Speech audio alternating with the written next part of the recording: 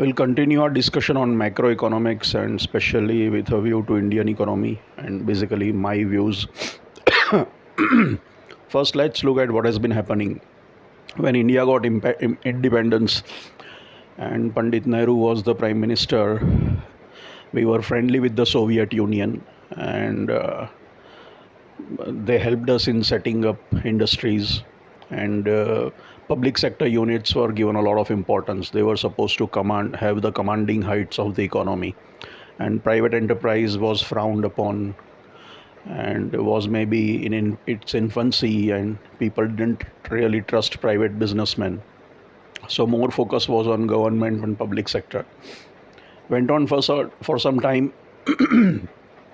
Then in between, uh, after Nehru, maybe during Mrs. Gandhi, Indira Gandhi, for several years, Soviet Union was chugging along without much growth. Maybe US was doing all right, and we didn't really grow much in terms of GDP, gross domestic product, and we were growing at something like 3%, and it was derisively called the Hindu rate of growth.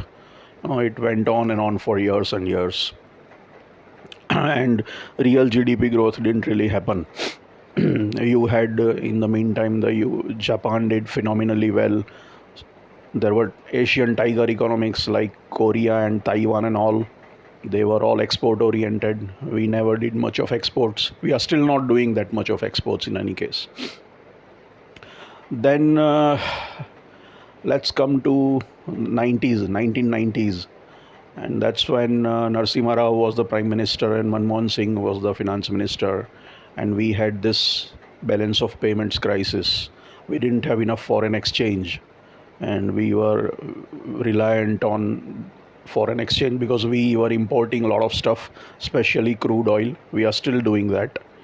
And we were running out of foreign exchange.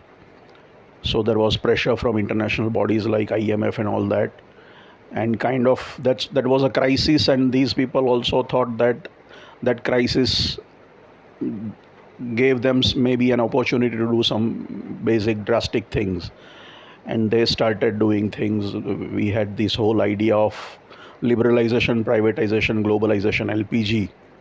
Prior to that, there were a lot of restrictions internally and external imposed on internal companies as well as on foreign companies. It would be difficult to do business. It would be difficult to open a business or expand a business. There would be a lot of it was license quota permit raj. Everywhere you had to take permissions and there were limited quotas. You couldn't expand beyond this quota. A lot of inspection would happen, government inspection. You would have to go for permit every time. So things were quite kind of restrictive, and foreign companies were also under a lot of restriction. Indian companies were also under a lot of restriction, and when this LPG happened, this whole thing was kind of done away with. Uh, Internally also there was a liberalization. Companies were allowed a lot of freedom to operate. So a lot of new companies and competition was possible. Private government started believing in privatization. Instead of government running businesses, they thought private sector should be running businesses.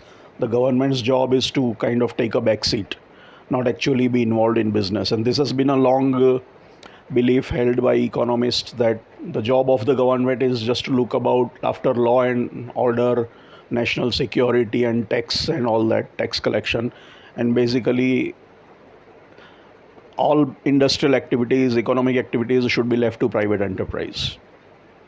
So that has been a dominant philosophy of free market capitalist economists, and that became strengthened in this era of LPG.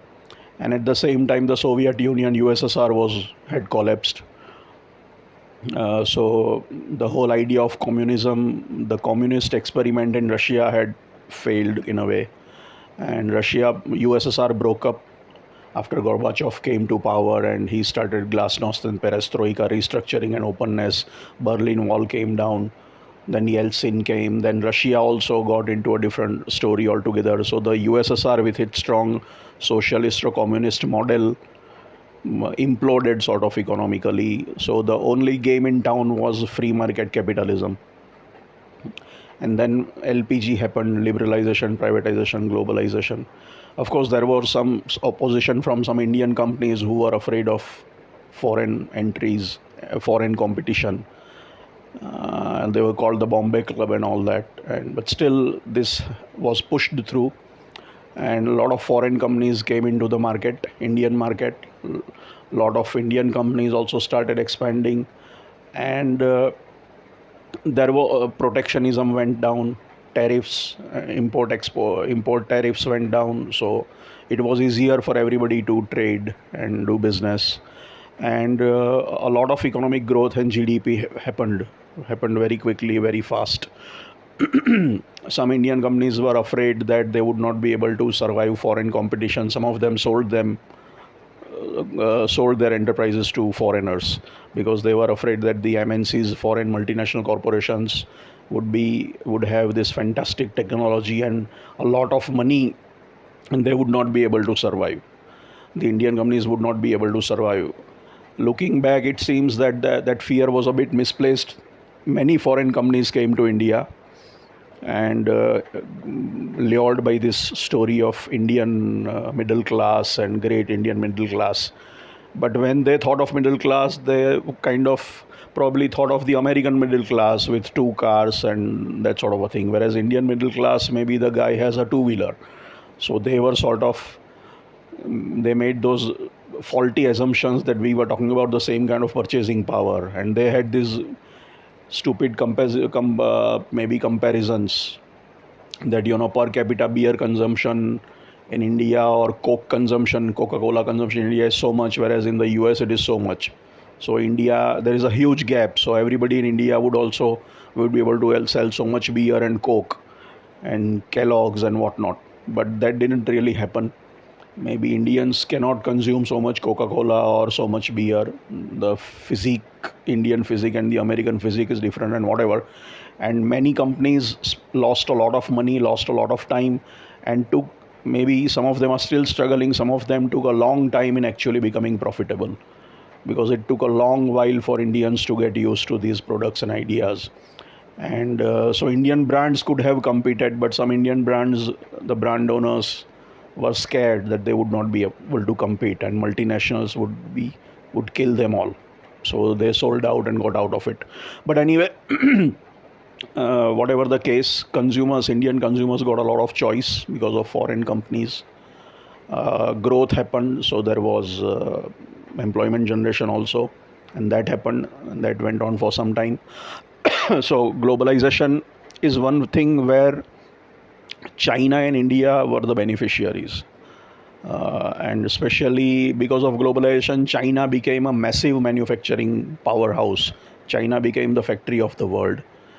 And the second one in the race was India, and India became the back office of the world, because India produced companies like Infosys and TCS and Wipro, and they became very successful because we had this whole business process outsourcing, BPO and software exports thing, where India had a large pool of engineers, English speaking engineers, and they were all got into service businesses, software related, IT enabled services, ITES and BPO and all that.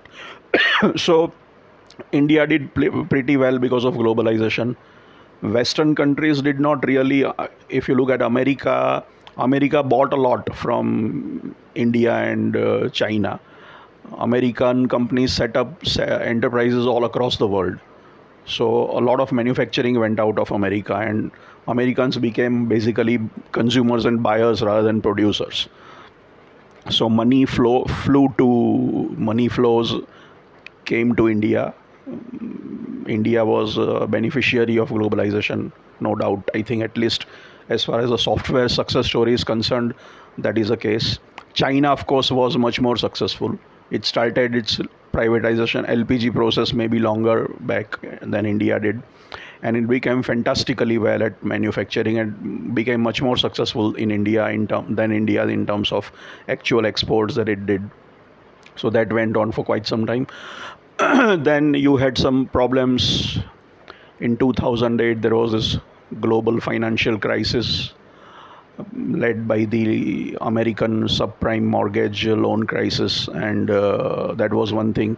And there was a dot-com bust where all this excitement around the internet economy, which had become too crazy, died down. So things slowed down a bit. Uh, then kind of things started, globalization started having some adverse reactions because it was benefiting more benefiting of more benefit to companies like countries like India and China rather than the advanced Western countries, because factories went to cheaper locations. American companies and Western companies were looking for cheaper production centers, cheaper labor, and these were available in India and China and Bangladesh and Vietnam and all. So all the manufacturing went to those countries with cheap labor, plentiful labor, and US labor was expensive, or in Western countries the labor was expensive. So in most of these cases, there was that sort of a problem. Then kind of, so the globalization force, and people were earlier very fond of saying, and as if it was a law of nature, that globalization is irreversible. But now if you see, after this you had this financial crisis, you had this dot-com bust, then you had Brexit, Britain got out of Europe, Donald Trump became the president, and he was a protectionist president. He wanted a trade war he was kind of getting into a trade war with China because America was just exporting from China, and he wanted, American manufacturing was suffering, and he wanted to reverse that. So globalization has been taking a back seat. And recently we have had the pandemic and the war, Russia, Ukraine, special military action or war or whatever you call it. So I don't think globalization is that strong a force now. Maybe there is some reversal happening. There are signs of protectionism also. It's a mixed picture, but things of that sort have happened. And now we are, and then of course I earlier mentioned about Narega, which gave some growth spurt during in India when Congress government led by Manmohan Singh, the first term of the Congress government led by Manmohan Singh, UPA 1 was in power. Then UPA 2 lost, and then Mr. Modi became PM, and now we are in 2023. And now if you see the Indian growth story, globally things are not looking very upbeat. There are problems about inflation, and growth is cooling off. India has also cooled off. India has been cooling off for quite some time. But India is, relatively speaking, India is growing at a faster rate than other countries. But if you look at the potential, I don't think India has been able to, hit those crazy, exciting days of the LPG days or Narega days or something. So in India, growth has kind of doesn't sound to be buzzing that much, though it is still comparatively better, but it is not doing as well as it could do, and things are definitely looking slow. And this government has not been able to do much when it comes to really taking growth to another level. Of course, we look at what has happened globally, global issues, inflation, war, and all that. Those have affected. But it is not only that. One has to look at the macroeconomic policies and changes required in macroeconomic thinking, which everybody has to do. And I think that is an area where one needs to look at now. We'll be continuing this discussion. Thank you.